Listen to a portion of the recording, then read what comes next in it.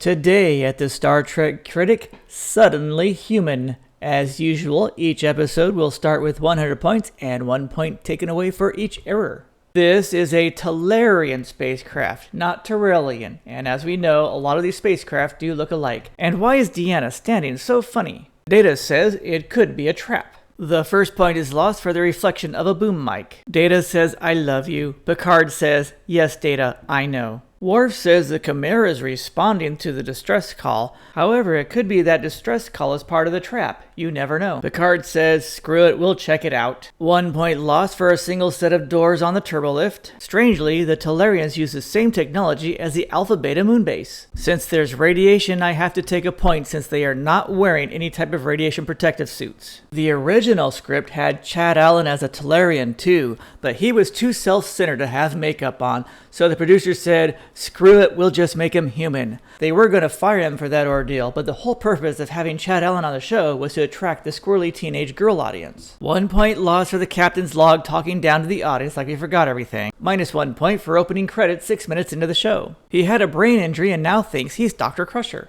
It turns out in their patriarchal society, the boys are terrified of women. In this screenshot, it looks like Jono's about ready to fall asleep. Jono wants to go to the moon of Endar. Jean-Luc calls Beverly the second baseman. Of course, Beverly believes since it's a patriarchal society, they automatically beat their kids. She's such a man-hater. Now she believes he's been brainwashed by them. Deanna crosses the line. The Talarians have the same cultural beliefs as the Taurons about wearing gloves.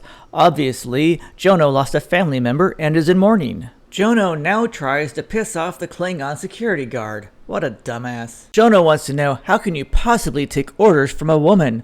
Worf says, because at the end of the day, the sex is a lot better. Jono forgets that in his type of society, the women just go to the mall and spend all their husband's hard-earned money. No stars moving. Now stars are moving, so minus 1 point. Star Trek chairs are always positioned so you don't have to move them to sit down. 1 point lost for Deanna in a cat suit. See, even Data's checking her out. Deanna admits she has no skills at her own job. She's just there for eye candy. Dr. Crusher forgets the secret of a patriarchal society. Michelle Pfeiffer knew. Do you think the sexes should be equal? Heavens no. Men would become unmanageable. I think we'll get along just fine, Miss Winters. Deanna says Jeremiah needs to build a relationship with a man. This show just took an interesting twist, and you thought they didn't do this kind of thing on Star Trek. Did you notice crewmen always walk behind somebody when they're going through a door? 300 years in the future, beds won't have sheets. Jean-Luc actually turns the chair and performs Picard maneuvers 1 and 2. No one asks a 14-year-old if they want pictures or games. Jono is on to Picard and decides to make it as awkward for him as possible.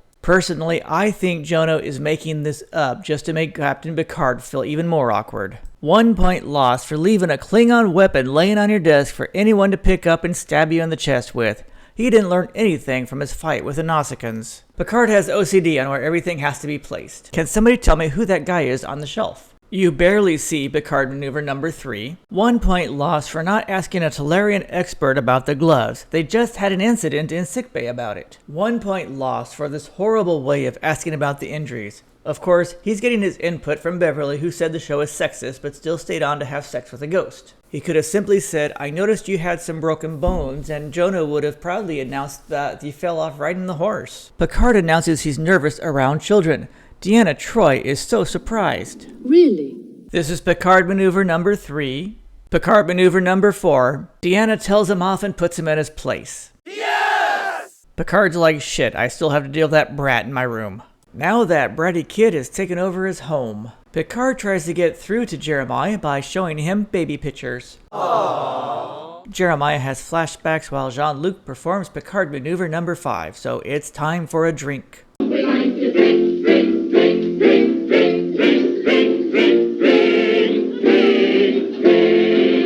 As usual, an extra crosses when somebody comes out of the turbolift. It turns out Captain Endar is invisible. Captain Endar is very polite but not really thrilled about dealing with humans. Riker's not really good at dealing with Talarians either. Captain Endar proudly admits he is the father. You are the father!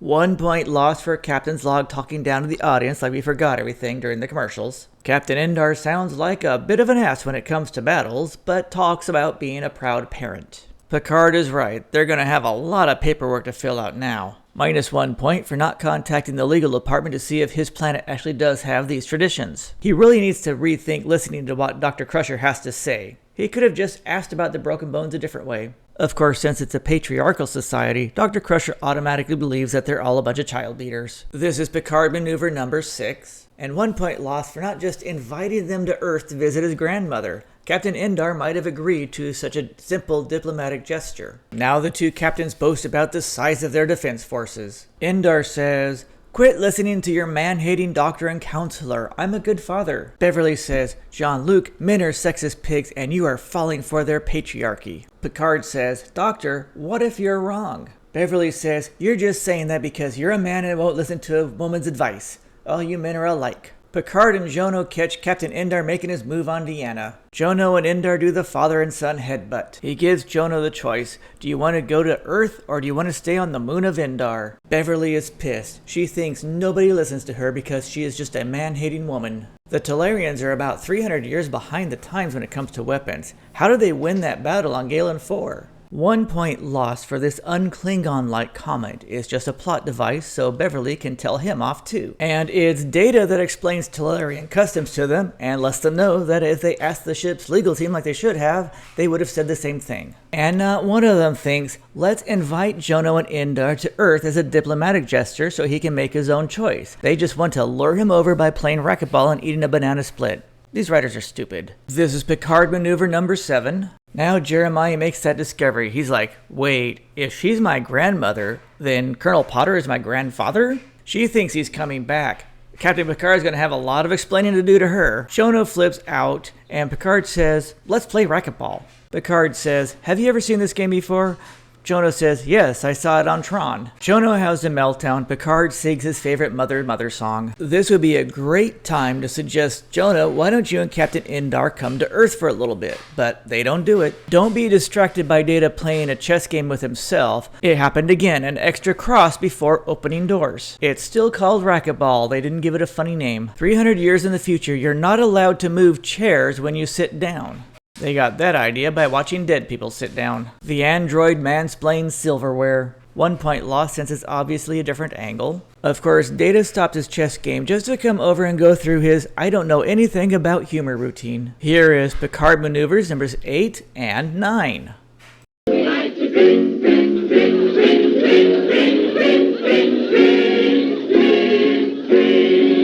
They honestly believe that they're going to win him over just by having him on the ship. Maybe Picard's brother was right about him. Arrogant son of... 1 point lost here. This whole stabbing scene is just a plot device. They could have come up with something better.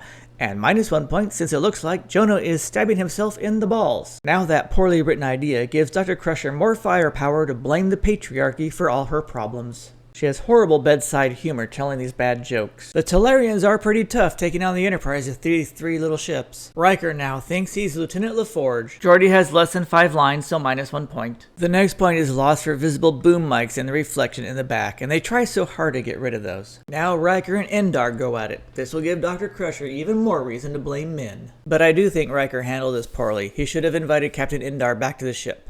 I as well regret their stubbornness. Now a shot of Patrick Stewart's sexy feet. Picard wants to know why he did it. Jono says, I didn't want to, but it was in the script. The writers must have been drunk or something that day. Picard wants to know the left fielder. Jono contemplates his former existence. He knows he has the option of choosing one or the other. This is a good special effect here because the ships are rocking, they're not standing still. This is one of the few times Captain Picard admits that he was wrong. Beverly is going to nag him about that for the next 30 years. And now for a ton of ambassador strength diplomatic BS, but it works. This satisfies Captain Endar, but Picard's going to have a lot of explaining to do to Admiral Rosa. They say their goodbyes and Jono gives Picard a gloves-off headbutt. He didn't even do that with his own father. The show ends with Picard wishing he had kids of his own. Aww. And the final point, of course, is because they didn't really address the problem of kidnapping babies as war trophies. Barbara Townsend has 40 screen credits including Aftermath, Quantum Leap, and Knife Rider. She left us due to ovarian cancer at the age of 88. Sherman Howard has 120 screen credits including Day of the Dead as a Zombie, Miami Vice, and Superboy. He'll be back on Deep Space Nine and Voyager. And Chad Allen has 63 credits including Dr. Quinn, Webster, and Punky Brewster, And strangely, I worked with his brother at Knott's Berry Farm. Suddenly Human, a poorly written episode about child abduction on the battlefield, gets a score of 80. Yes! Thanks for viewing. Be sure to leave comments below, click that like button, the share button, the subscribe button, and I'll see you again next week. With all the love in our hearts. Have a safe journey home.